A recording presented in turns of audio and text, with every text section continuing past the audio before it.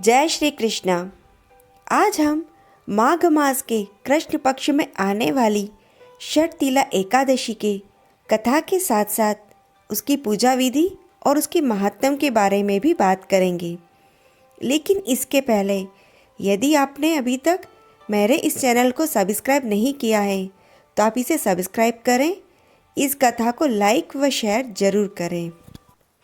एक बार दालम्य ऋषि ने पुलस्त ऋषि से पूछा कि हे ऋषिवर, ऐसा कौन सा व्रत या दान है जिसके करने से अल्प समय में ही पाप नष्ट हो जाते हैं और मनुष्य पुण्य को प्राप्त होता है।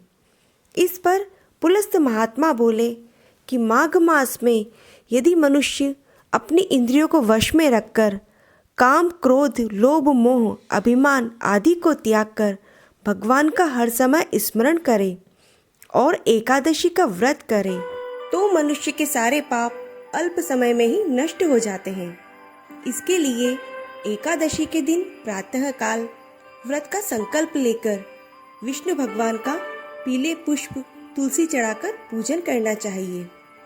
फिर इसकी कथा सुननी चाहिए और विष्णु सहस्त्र नाम का पाठ करना चाहिए और द्वादशी के दिन ब्राह्मण को तिल का दान देना चाहिए।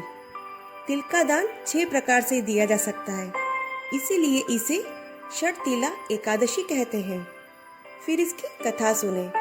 एक बार नारद जी ने भगवान विष्णु से षटतिला एकादशी की कथा और उसके महत्व को बताने का निवेदन किया।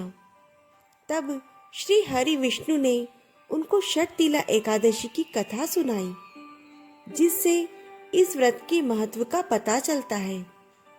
एक नगर में एक ब्राह्मणी थी जो भगवान विष्णु की परम भक्त थी।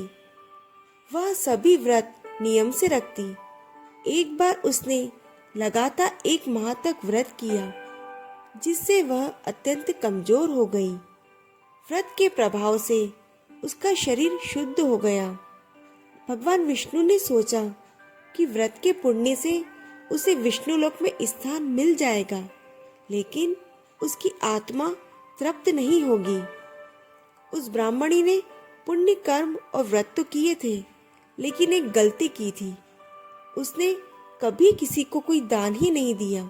भगवान विष्णु उसकी आत्मा तृप्ति के लिए स्वयं उसके घर पर भिक्षा मांगने पहुंचे। उन्होंने उसके दरवाजे पर पहुंचकर आवाज लगाई और भिक्षा मांगी। उस ब्राह्मणी ने भगवान विष्णु को भिक्षा में एक मिट्टी का पिंड दे दिया। तब श्री हरि विष्णु वहां से अपने लोक को आए। मृत्यु के बाद जब वह ब्राह्मणी विष्णु लोक गई तो वहां पर उसे एक कुटिया और एक आम का पेड़ मिला। वह खाली कुटिया देखकर दुखी हुई। उसने पूछा कि पूरे जीवन सभी व्रत नियम से किए, फिर उसे विष्णु लोक में खाली कुटिया और आम का पेड़ ही क्यों मिला? इस पर भगवान विष्णु ने कहा कि तुमने कभी किसी को कोई दान नहीं दिया था, इसका दंड है जो तुम्हें यहाँ मिला है। तब उसे अपनी गलती का एहसास हुआ। उसने प्रभु से इससे मुक्ति का मार्ग पूछा। तब प्रभु ने बताया कि तुम अपनी कुटिया का द्वार बंद कर लेना। जब देव कन्याएं तुमसे मिलने आएंगी तब उनसे षटतिला एकादशी व्रत की विधि पूछना और इस व्रत विधि को जानने पर ही कुटिया का द्वार खोलना। एक दिन जब देव कन्याएं उनसे मिलने आई तो उसने वैसा ही किया जैसा प्रभु ने कहा था। देव कन्या ने उसे षटतिला एकादशी व्रत के बारे में विस्तार से बताया।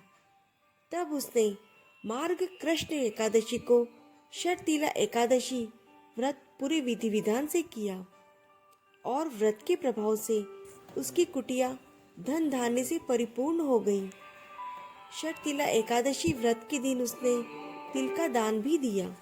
यह कथा आपको कैसी लगी कमेंट करके जरूर बताइए। जय श्री कृष्ण।